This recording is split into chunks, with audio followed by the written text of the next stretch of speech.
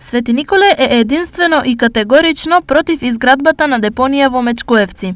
По силното негодување на јавноста, денес и Советот донесе одлука ѓубрево, според нив најчистиот дел од општината, да не се носи по никоја цена. Значи, моментално одлуката е да се преземат мерки и активности. Ние му овозможуваме на градоначалникот да презема мерки и активности кои што се во насока прво на дислокација од нашата општина, а понатаму ќе преземаме мерки како што се законските одредби.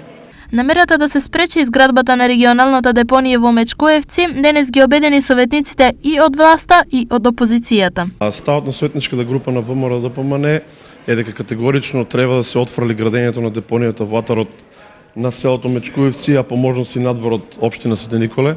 Генерално за промена на локацијата, доколку тоа е возможно и доколку општина Свети Николе не трпи штетни последици и буџетот на општина Свети Николе не трпи штетни последици во иднина. Ставот на левица е дека никој не може да го фрла неговото ѓубре во нашата општина.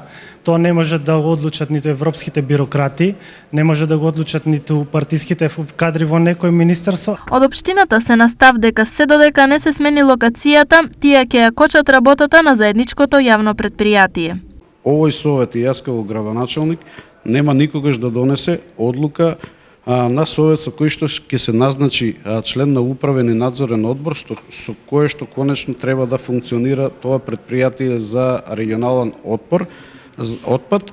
Значи, ова е одлука не на советот на општина Свети Николе, не на градоначалникот Владев Дејан, туку на целокупното население на општина Свети Николе, посебно на земјоделскиот крај кој што гравитира на тој дел во атарот на село Мечкуевци.